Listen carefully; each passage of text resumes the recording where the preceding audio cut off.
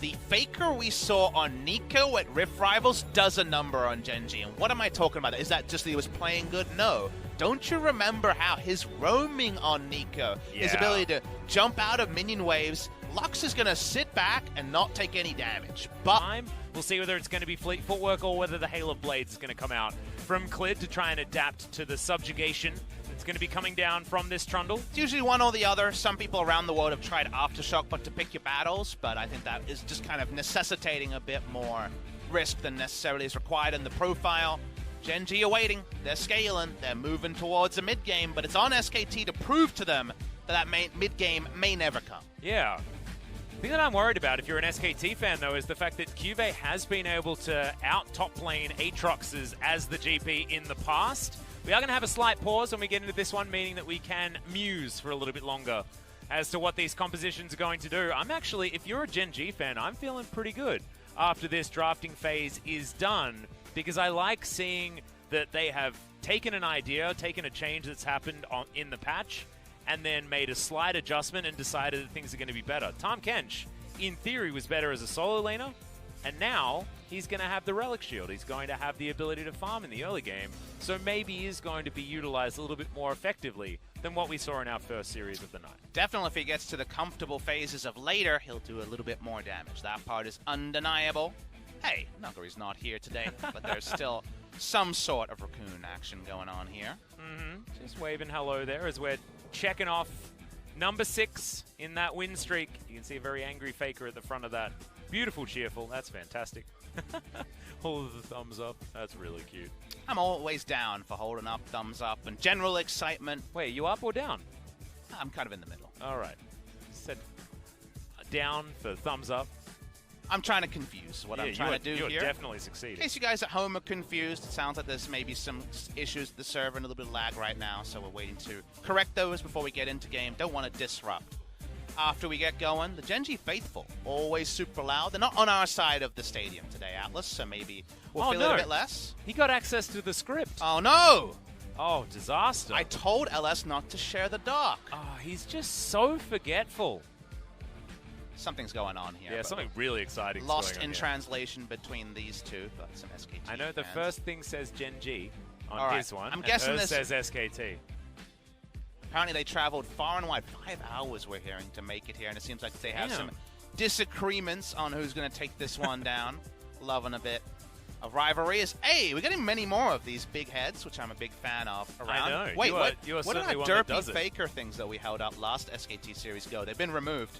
They've been removed from the caster desk, so we won't have as many Faker memes going on this week. You might have missed that one over. No, I saw you that caught one. that? I caught that one. Good to know. Yeah, don't worry. Still tuning in.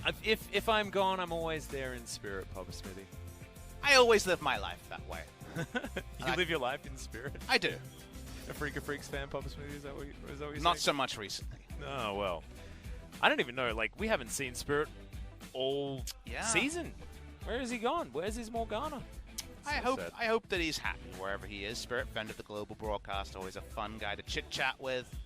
One of those players that we followed around, of course, both of us casting him when he had some LPL days as well. We missed out on his LEC, I guess EU LCS at the time, Sojourn, but tried to catch him when he was in Korea. Sounds like we're almost ready to resume. Hey, Coma it's Coma, fan. but he's That's bashful cool. Coma. That is very bashful. Is that good Coma. draft Coma or bad draft Coma? That's like, oh, they changed the patch. Oops, Coma. Whoopsie Coma? That's a whoopsie Coma. Sounds like a great emote. As there is Coma. There he knows his own screen. He's like, oh no, I've been caught. Camera guy was very sneaky there, getting in between the two monitors as well. We've had a lot of great Coma reactions during the years, so we certainly have. Always happy to see Coma. Not on stage these days, but always in the wings. I feel like a lot of the fans have been mixed up. Like, you know how often it's like you've got Gen G side, SKT side here in Lowell Park? But often we just see them sitting next to each other now. It's like a togetherness day for Gen G and SKT fans. Oh, I'm entirely mixed up too. Who's the favorite here? Who's more likely to win? I think there's cogent arguments both ways because of where the schedule and the recent results have gone. And that just means we'll get an answer, and hopefully it's a decisive one. Yeah. Felt like Griffin got over the line against KT, but couldn't really put them to the sword. We're down for people being put to the sword today. We want to see some impressive League of Legends. Let's see that re-debut Patch 9.14, SKT back after a short week last week. Yeah, here we are. Finally, we're into game number 1.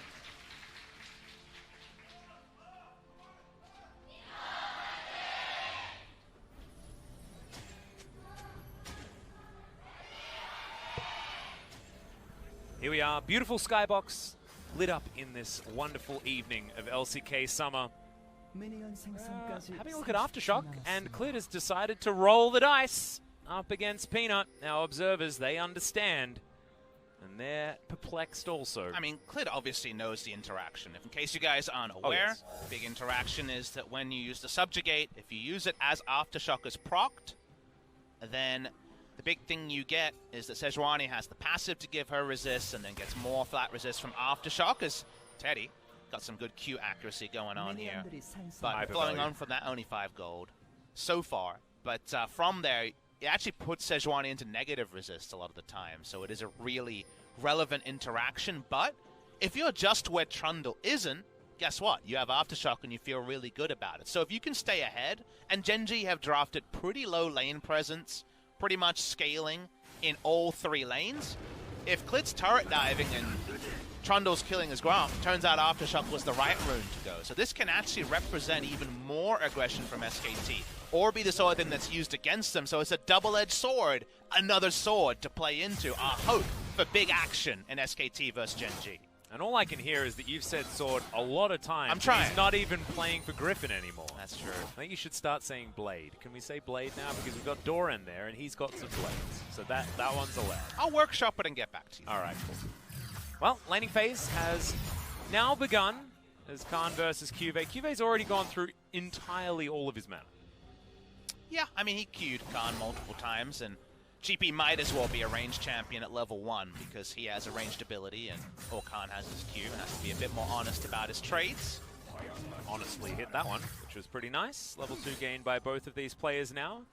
Some barrel safety available for QV. It's a pretty swingy matchup here between GP and Aatrox, even though, I was playing across this very much scaling draft from Gen.G. There's definitely a lot of windows where GP can deal with Aatrox very happily 1v1. I think a lot of counter matchups, GP still does well in the early levels, so would not call this a counter matchup by Khan. I think he has more ability to control the minion wave, and some all-ins with a jungle gank in particular can be strong. Speaking of jungle ganks, yeah, that's a big flash in onto the Lux. Permafrost is going to be there, and that's Perma CC coming out of Cliff. And he's singing these runes were made for ganking, uses the Aftershock, gets into mid, and that's the aggression that makes the Aftershock make a lot of sense.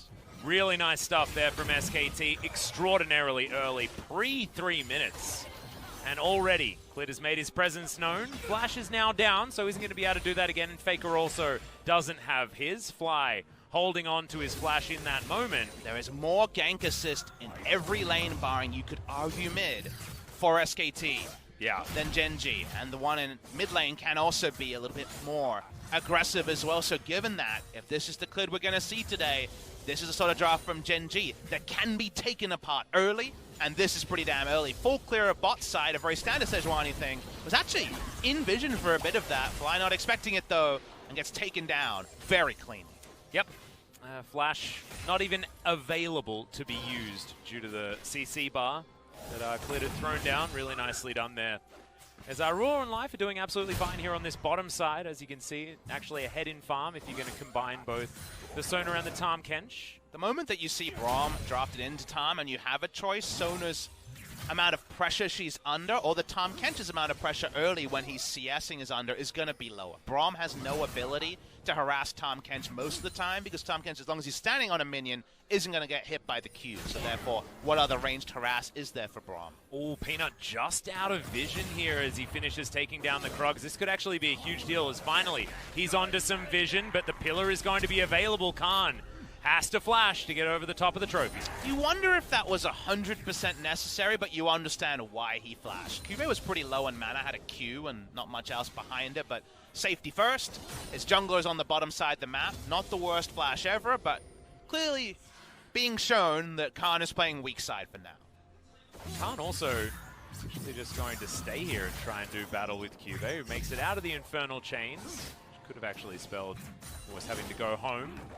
But without a flash on the top side, it's actually feeling really good here for QV to keep the pressure up. As as Khan is just desperately trying to go for a back timing here, clearing out this minion wave. Easiest way to make the bot lane work, because obviously the Sona came after the Braum and Ezreal were committed to, so they have to deal with what they have. Is turret dives with Sejuani, very possible here. The ability for Guardian Braum with heal and also Aftershock Sejuani to turret dive is way higher. If you had chosen Fleet Footwork or Halo Blades, a bot lane gank does have the ability to be turned around. You can just get into an awkward spot and not be able to turret dive as cleanly. So building up with slow pushes on the bot side and then Clid threatening turret dives on Tom Sona might be a way for SKT to go when Clid gets away from right now his happiness in repeat ganking mid. The thing that I'm a little bit worried about here on the side of SKT is that Ruler has just been unchallenged here on this bottom side. And that can become a bit dicey when a Sona can just easily move her way towards relevance. Can't have everything. That's what we're getting to, is that was an inevitability after the draft, but now it's on Clid to actually use the tools they have, which is that CC and turret diving to make them accountable. Because if not, CS for CS between a Tom and an Ezreal is the start, and we can't be too far away from that transformation from Ruler. We've seen it as early as 7 minutes from Griffin's bot lane. Well, very cheeky control ward you can see on the inside of the Dragon Pit. Try and spot for Gen G, whether SKT have started off that Dragon. A roam from Faker was actually called off. 4 members towards the bottom side wanting to try and get that punishment started. Clid will be able to take a consolation Rift Scuttler for his trouble. Threading the needle nicely between the minions. In fact, QV getting blocked a little bit there. Good positioning there from Khan. So important to see the health trades around that top lane. Can warp with item purchases pretty consistently. Teddy doing his best deft impression. Gonna try and apply as much pressure as he can. Yep. And Ruler staying out of the way of these Mystic shots as well. You can see the CS has ballooned in favor of Teddy here as he used his teleport, and Ruler decided not to. And remember, we always have to be very on point to work out which one's the real Aatrox from the minimap. Here comes the gank. Faker hasn't revealed. Yeah, Khan is going to pop the world ender though, and that means that he's going to get a flash out of QV. And that also does show you which one the real Aatrox is. Change on this patch was that Aatrox can now auto-attack enemy champions without turning back into Nico. It's cleared. Uh-oh. Yep, flash. Peanut's going to follow. They are going to easily take him down, and it's just whether or not they can give the kill over to Fly that they had to worry about. And that was very disconnected. We just saw Faker roam gank top sides. There was never going to be backup for Sejuani on the invade. Good timing there and patience from Gen D to get the kills mid lane. Yep, Pop Blossom is going to come in here as the shield wants to be picked up there from Fly. Blooming Burst not going to be enough there, and Fly just standing his ground and is able to just accept the damage and move on. Has more Corrupting Potion stacks, and because the kill came in, the red buff, health regen as well. So yeah, surprisingly robust in walking up and taking it. And of course, Faker doesn't actually have any items built up yet. It's just the Merc Treads. So Clid contesting that control ward is a straight-up mistake from SKT's jungler. He has no flash for seconds, Atlas. Seconds only just coming available as his death timer started. So great calculation and capitalization from Peanut and Fly. Well, that's the flash in once again. Cleanse there from Fly, but he has to flash as well under his own turret as Khan was coming in from the side. We were talking about Faker roam timings. This was actually a top lane roam timing that did complement the defensive flash that comes in. Spellbook going to be cycled quite a bit, it turns out, this game from Fly. He doesn't get to hold on to summoner spells for too long. Staying CS for CS, but my eyes are on Faker's kind of future roam timing, especially when a blue buff or a lost chapter comes into his inventory. It is going to be the GOP build you'd have to imagine with there being the Glacial Up. Yeah. So, he's going to go back. Ah, look at this. Around bot side, Atlas. They're going to use the back timing from first Faker, but also the bot lane here to take Infernal Drake around their Sona Tom. Oh, God. And this composition, getting an Infernal this early, is something unthought of for the champions that they have available to them. Think of the value, man. Oh, QV double-dipping super hard. I mean, there's a lot of scaling options here for Gen G. And a lot of the changes around Lux definitely pulled some power from her support build, but they actually accentuated her power in the AP build more often than not. As QV takes full rotation, taking about half health after using the oranges there. You're right, and there's a lot of utility scaling on the shielding and healing with the Infernal. Peanut comes mid lane. Faker splashes up. Yep, Light Binding is not going to find the mark, though. And Faker is going to transform into Khan and try and take down some wards. Seems to like role-playing as Aatrox. Yeah, just likes the... I think maybe he just thinks... Okay, never mind. He's going to turn into effort. He's on the bottom side. We know that. I do love that Faker's so active and using the passive. I've been so frustrated with players not even using it as an ability. I think people were pretty quick to guess, okay, I guess it's never going to actually be used in pro play because they have comms. Yes, comms are relevant, but adding little mind games that force the enemy to be more active about talking about things that on other cases would just be obvious can't be a bad thing. Muddying enemy comms and potentially profiting if a mistake is made on the impersonation can be a nice little fringe benefit of that Nico kick. Well, you can see Life, he's got 80 CS, and he's feeling real good. This is the tankiest Tahm Kench we've seen today. All right, I need to cut you off here. This is the bot lane turret dive timing. First rotation from Nico. Clid coming in. 5-man bot lane from SKT. This was set up in champs. Yeah, big teleport's going to come in. We're looking for the Devour timing. Life goes golden as well as Ruler has to flash to get himself out of the way. They do manage to pick up one of them.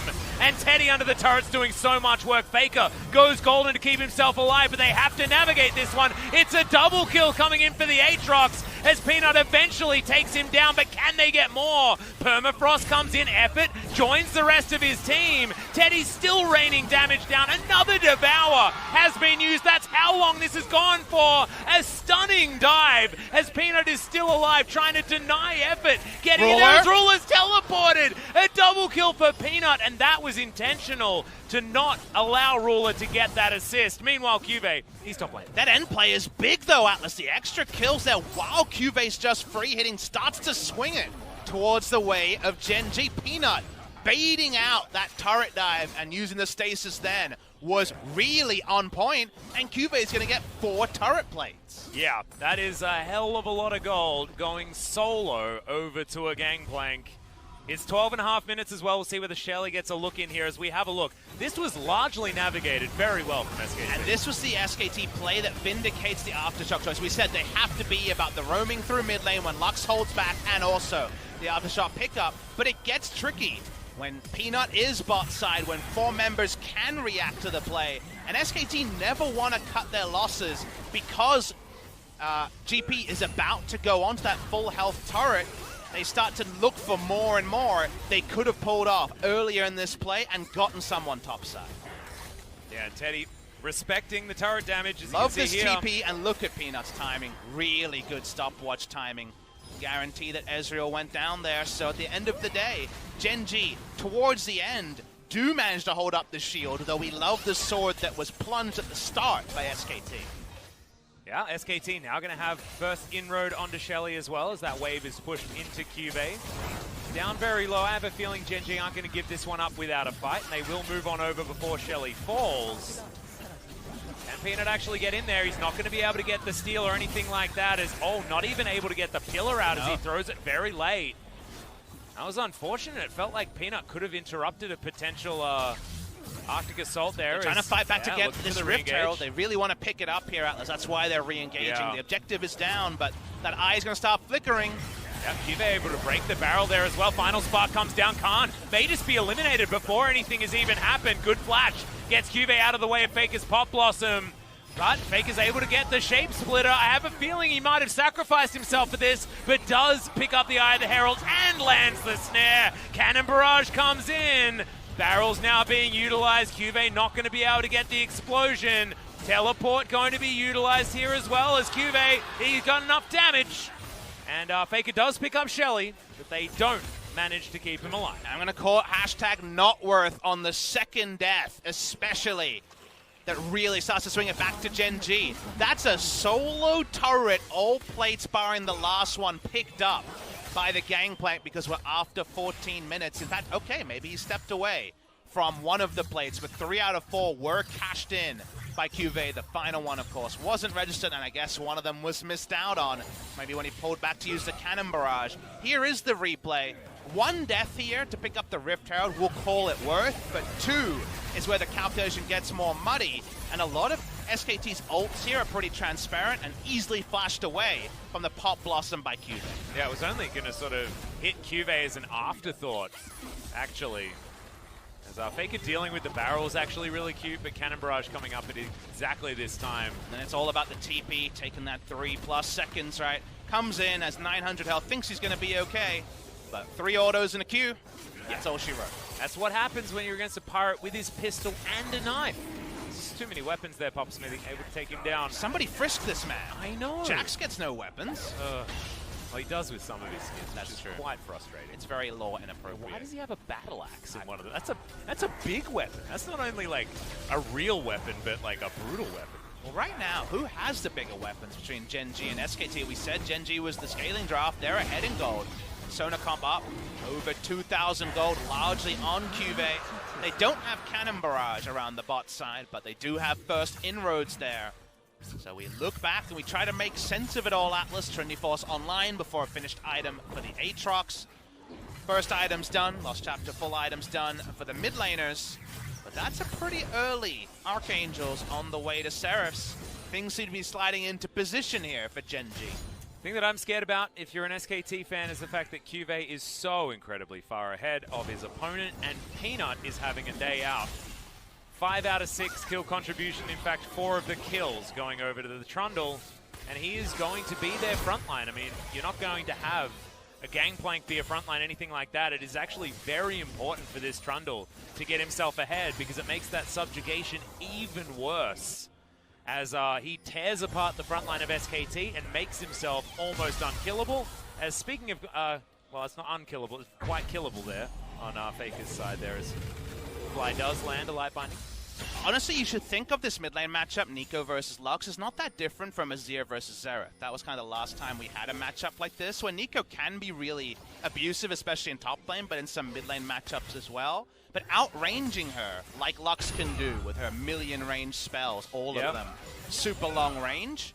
There's so many times where Lux says, okay, I confirmed the binding, I'm going to get a chunk or a kill, and Nico says, I can't actually get any return damage in. So it's a 1,000 damage for 0 rather than a fairly even damage trade. So because of the outrange and the one item and plus being completed, Lux is now at a very comfortable part of the lane phase, can wave clear from range, and Faker just puts down that Rift Herald in mid. It's either for roaming or to get a chunk off. It's definitely not going to kill the turret. Nope, not going to happen this time around, as Shelly is at least going to bash it a few times. Gen G in position, though, are able to deal with it, but it's a very weak outer turret in the mid lane. More of an investment rather than an actual solution. Standing gold rather than claiming gold is how we look at that one. But how does SKT actually make the next play happen? Because the scene of the crime bot lane, well, it went against them, as we know. Cannon Barrage is up, TP soon to follow. There is a small window here where GP will be stuck on top lane, but Khan mostly looking for deep vision. And they're actually wrapping around with Clit as well. They seem to expect QV here to go in. Yep, some extra information given over to QV, but he's unable to actually keep himself alive. There is no flash available, and Cannon Barrage ain't going to get you out of that one. He was thinking of trying to go for an outplay, but instead he just doesn't. Both teams trying to be, or both top laners trying to be ahead of the play, but really good comms there between the two. Right now, there's no resulting bot side play. We do see Trundle in the enemy jungle, but not actually pushing up. And Ruler, that's a lot of damage. Yep, Life has to body block for the Sona, as Teddy doesn't have True Shot Barrage, and Ruler's got a few W's that he can throw in now. Cool to see a change in the item build here. We see a return of the Trinity Force coming out from Teddy, so very high damage at this point in the game. Effort. Super Soaker is going to be used there in the mid lane, but gets the flash out of Fly. Effort was in trouble on the bottom side of the map as well. And now TP advantage for Khan as QV TP to top side. So there could be another play here available for SKT. Yep, Peanut was utilizing his fancy feet very nicely there, dodging out of the way of almost everything that Teddy was throwing. Definitely best moment of the game so far, where SKT were able to make a play top side, kind of creative gank approach from Sejuani and Khan, playing upon the tendencies of QV to camp the brush that we saw him in. But on the other side, because Peanut wasn't already in position, no real turret damage, definitely no destroyed bot lane turret, and now a TP advantage for multiple minutes, 5+ minute TP advantage on the top side. They kind of herded GP into a bad spot here, so that's just really good map play by SKT because they don't take a bot side play. Peanut's only just entering the Raptor bush as the play ends. A little bit unfortunate there for QV. Not entirely sure why he's just sitting in that tri-brush as well. I guess maybe thought that he had the vision to keep himself alive, but with Umbral Dashes and Arctic Assaults, it is a little bit difficult to keep track of all the inroads towards your own jungle against an Aatrox and a Sejuani. Feels like we want to fight now if we're SKT. Teddy has so much gold for this position in the game. You wouldn't often say that, 2,000 gold behind, but Teddy can just be firing down his mid lane. Yep, Sandwich is going to come in, but that's the Aftershock utilized. The subjugation is so huge. Peanut alive for so long. It's just ludicrous, but the turret is going to be taken down, and eventually Peanut goes as well. A great turret dive as the SKT Sandwich closes shut. Degree of difficulty on these attempted turret dives has been high for both of them. That was a tricky one. Great tanking by effort into focusing down the turret so Clid didn't die. To a turret shot might benefit SKT with a Mountain Drake as well. Seems pretty trivial with Peanut in the death chamber. Yep, pulling themselves back into this game. Feels like Gen G have slowed that rate of play, and of course, the way that they were calculating around the map what to do next. I mean, the rate of play forecast by this draft was the S word. It was scaling. Yeah. So it was on SKT to say, we're 2,000 gold down, but Teddy's strong and we're in position. They come from multiple areas. Watch the turret dive. Effort takes first aggro. That's exactly as you'd want. Peanut very tanky. Effort tanks until he can't tank anymore. They focus down the turret so that press the attack buff and the mid lane outer turret doesn't take down Clid. Really nice juggling. In the meantime, there's the ult. There's a crescendo. They were waiting for it. In goes Clid. Good devour there from Live. And SKT, they're going to save their mid laner, but otherwise not too much is going to happen. Isn't this what we wanted from our first series? Absolutely. SK Telecom T1 surprised by how well Gen G repelled the bot lane dive that seemed so cookie cutter that we could see as early as the Aftershock rune being locked in. We said these are built for diving, Nico's built for roaming in the Lux matchup. But from there, smart capitalization on getting the GP, playing around the TP advantage they had, as well with the smart mid lane roam. SKT are making the counter punches they need to, because you don't want to rock up to a first team fight of the game against Lichbane, Seraph's Embrace, Sona if you don't have to. Nope. QV's going to shoot Khan here. They do know that Faker is on the top side of the map. He was pretending to be Khan once again. As we're going to check out the total damage dealt. QV certainly up there, but no one can match an Ezreal at this stage, and there's going to be a lot on Teddy to be able to really control around these fights. Back is going to come in from Braum. I'm not entirely sure how unsafe he knew that was, but I believe the control ward there in the brush demonstrated that at least he wasn't in vision. Spooky ghosts are oh so spooky. If you're wondering what kills the game from an SKT perspective, yeah, you don't have a gold lead, so it's still far away, but Baron buff is very powerful against Gen G's comp. Lux is actually amusingly good both as support and mid lane against Baron buff minions, because she can at least put down the Lucian Singularity to slow the minion wave as it starts to rush in, even if the magic damage doesn't do a lot. The Baron up minions, GP obviously has physical damage wave clear, but on the whole, Gen G will find it hard to repel a Baron, and that is SKT's great thing to focus on. One Mountain Drake down is Khan in the mid lane.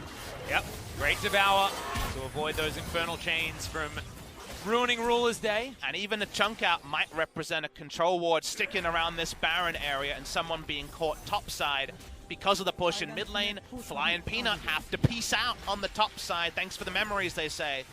As the outer top lane turret goes down, and we're creeping forward as SKT are looking for a way to get a Baron play off against Gen G. Yeah, I feel like these chess moves are just a little bit better from SKT at this point in time, able to guarantee that top outer turret, like you say, by getting that little bit of damage down. When you can transition these little advantages into big ones for yourself, really, really good to see here from SKT. Feels like vintage SKT. I'm not going to go that far, but it feels proactive. It feels like they have a plan, they're acting on it. And that was SKT in spring. That was SKT in MSI, largely when Clid was able to find relevance. The ability to reintegrate Clid after he felt like the odd one out. It's almost like he was in the dunce hat for the first 3 to 4 weeks of summer, where just not, they was in a funk for sure, as the whole team was. But now that the synergy between Clid and his laners is getting back to the point that it was at MSI, they are, once again, enacting plans, actually making things from it. That is a pleasure to see, because SKT haven't always been a team capable of proactive early to mid. They've started to deceive and gone up and down on that through the course of 2019. Bit of a chunk out now as the Lich Bane is completed here for Ruler. As you can see in the inventories, actually going down the line. Spellbinder done for Fly as well, who just wants to have as much pop potential as possible. Sticking control wards in red side jungle and then just being able to check. If Fly can walk up to the Baron, how are you ever going to take it? He just throws down an E, snipes away an R. He might pick up his, in fact, has a blue trinket. He's so safe and contesting Baron. He's kind of like red side Victor and Varus that we had in previous years that my esteemed colleague LS was always very quick to point out. So Lux mid lane occupies a pretty similar space, and for now, Gen.G don't necessarily have hard control of their red side jungle, but they haven't lost it completely either. Yep, a lot of Khans now launching an assault here onto Gen.G. Peanut not going to be throwing down any subjugations just yet. It's Ruler and Life are trying to do battle here for this jungle. Faker does have a great flank position, like you say. But Snare is only going to land onto Life, and Gen.G are going to escape from this one. But the control of this area is in favor of SKT, and this Mountain Drake should go over to them. Will be 2 Drakes apiece, as face checking does now have to happen on the side of Gen.G, but they don't want to give this one up. Without a fight, Gangplank is there. Cannon Barrage at the ready as the ult does go down. Good Devour there from Life as Cannon Barrage is used largely defensively. Teleport comes down from Cuvée, and a lot more invested from Gen.G in this play. But they wanted to get the TP out of Cuvée. That's the big thing for them, as he's now starting to find footing in the Aatrox matchup. Gen.G also, as the minion wave is being curried forward, are able to taxi it and get this mid lane out of turret. So, never feels fantastic to give up a Mountain Drake. We've got 2 Infernals, 2 Mountains, and Gen.G do get some of that mid lane control to stop the Baron from being as easy and trivial for SKT to set up around. And I think Gen.G recognize that their composition isn't the one that wants to be aggressing onto an objective. It wants to be the one that's there already. Defending it. Yeah, absolutely. Their turn is very, very strong, as now they might have found effort underneath this turret. Oh! Blossom, big flash in from Faker, does get one, but it's a good one. The Lock's already dead. Goes immediately into his Zhonya's Hourglass, now trying to get himself out of there, and that's the real one. The positioning wasn't known in Life, able to use the Grey Health very well, but not quite well enough, as Peanut wants to try and kill Faker, gets the right one this time, but now should be routed. Ruler still alive on the back end. Infernal Chain's unable to make it work, as Cuvé's almost immortal with Ruler behind him. The flash in with the Arctic Assault as Teddy tries to throw out autos and skill shots in the opposite direction, and he's able to take down the Pirate. Now Ruler, the only man standing, and True Shot Barrage is going to stop him from being able to do that for too much longer. Gen.G need the map to be predictable so it can be about the sustain war of shields and heals, oh my, between Lux and Sona. Instead, Faker with a super assertive flash over the wall, an area where they didn't have full intel, starts off a play that, in general, nets SKT a lot. They get an inner turret down in a game where the Baron buff is their big objective. There is the spotting ward here, but I don't believe the vision catches, and if it did, it might have just caught Aatrox. When it comes to the impersonation there, it's Faker. He comes over, and it's mid lane Lux, not support Lux, deleted in an instant. And from there, Khan gets in. Not even all the sustain can keep things going from the side of Gen.G. The re-engage at the end, Khan goes too far. He actually flashes in super aggressively. Remember, he doesn't have extra lives, and even if he did, it would have timed out by now. They could have given it up here. They didn't need to give up multiple members, but they didn't call out the question of where's Teddy at. Turns out he's back to put the Pirate in the death chamber. Yeah, Cuvée also walking back a little bit too aggressively as well. Maybe a few too many energy drinks here today for our top laners. Cuvée is a very, very strong Pirate. How many LCK games have had too many people taking stimulants and getting too aggressive? We never see that one, Atlas. That's true. I mean, this is something we should be welcoming. We're always with the downers. I'm down for some uppers. Let's get up there and have some action is what Pop is calling for. Oh, this cheeky little ward here for SKT. A lot of Cuvée damage in that last fight. Oh, yeah. Remember, teleport advantage for Khan, so he's very happy to have ward coverage, and that's the part here. It's 2 control wards to allow Khan to safely push up. Meanwhile, Gen.G, when you know it's a Sona comp, they want to roll as a 5 and take advantage of their sustain. They're not as interested about dividing up the map. Well, we've been talking about teleport advantages all game. It's now well and truly in the hands of SKT as Peanut throws down a trophy.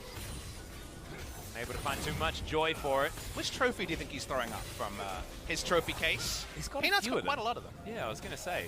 There's a few different options there as far as trophies. Probably his most recent one. I'm going to say it's the one he got from Ronaldo over at MSI 2017 in Brazil. Oh, that's a good one. Yeah. That's a real good one. That was a real meaningful one. Well, now this one's not so good. Subjugate is going to be utilized, getting a lot of his health back here. I think he clicked on the right champion. As Genji backing away for the moment. Remember, they can not fully reset because they have Ruler being able to top up Peanut. He's got his healing coming in. Peanut's able to walk up and contest, but when can Genji get their first spotting? They might need this ult from Fly soon. Yep.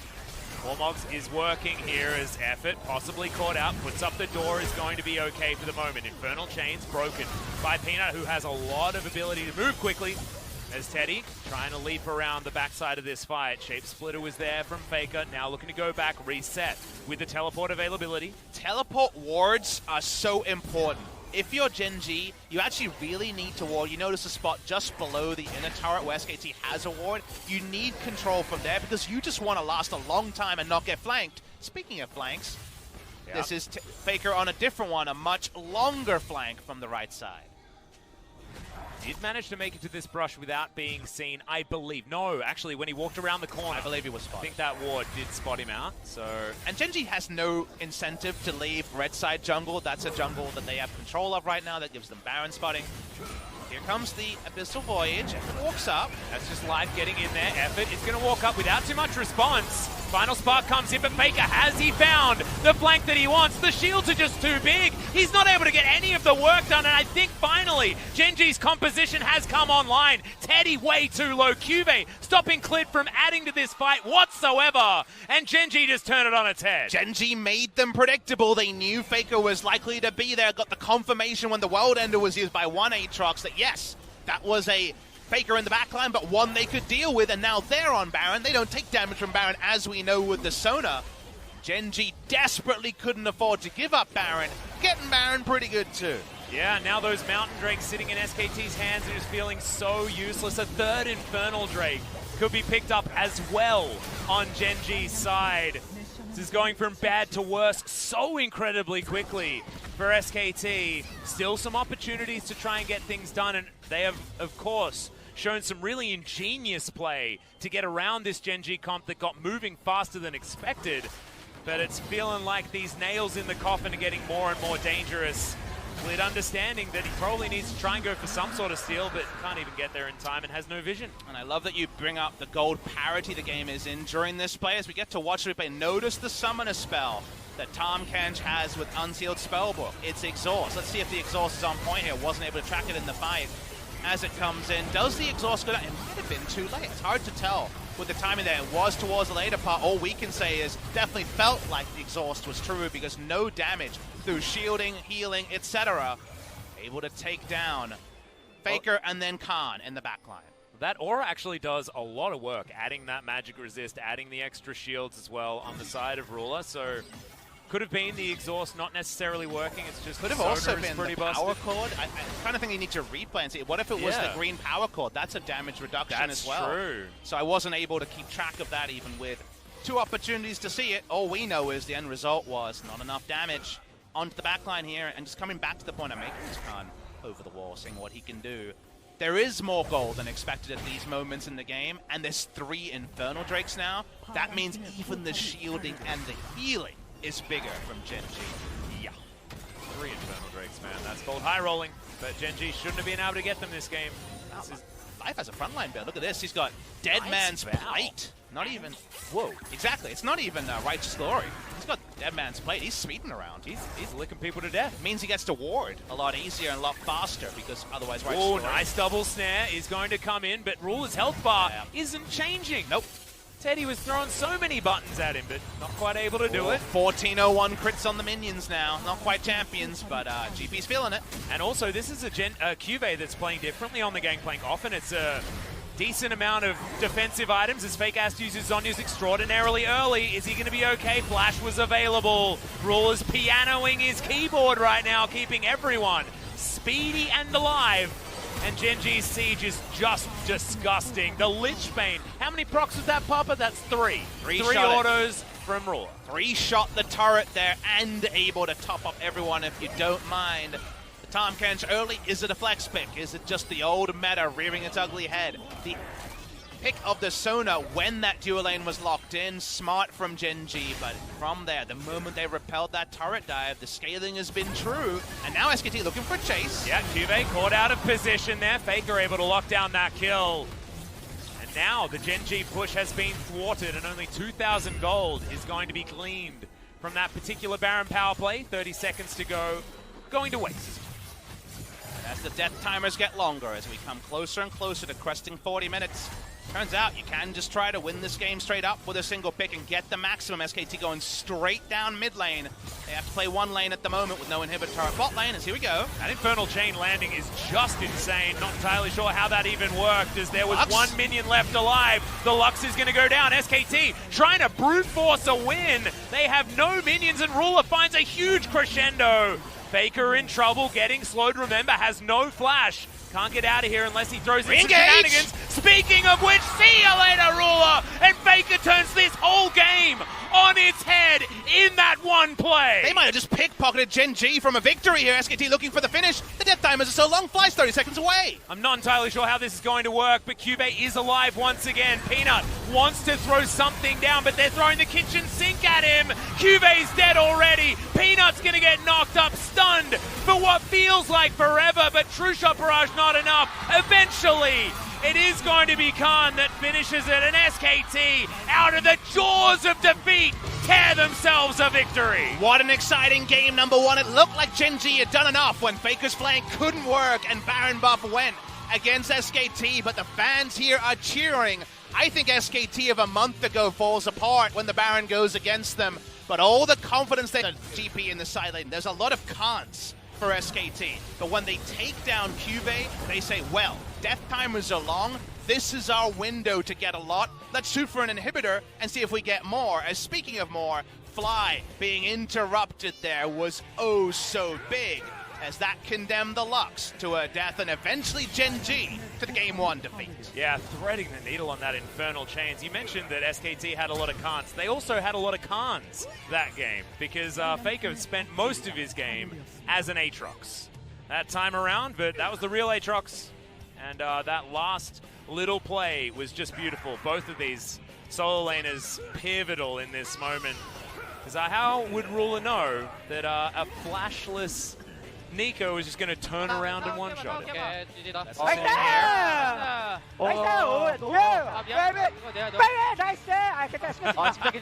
a bit of emotion from Khan, who's known to have a big voice there. It went up, it went down. It was competitive till the last. 37 minutes later, SK Telecom T1. They went with the team with the lower scaling. You could have been forgiven for thinking that this one would be a Gen G victory. I think the hush around the crowd confirmed that. But 44,000 damage, Iceborne Gauntlet out, Trinity Force in, and just a bazooka strapped to the Ezreal at all times. Yep. Teddy's known for doing a heck of a lot of damage. That is, sticking to his word.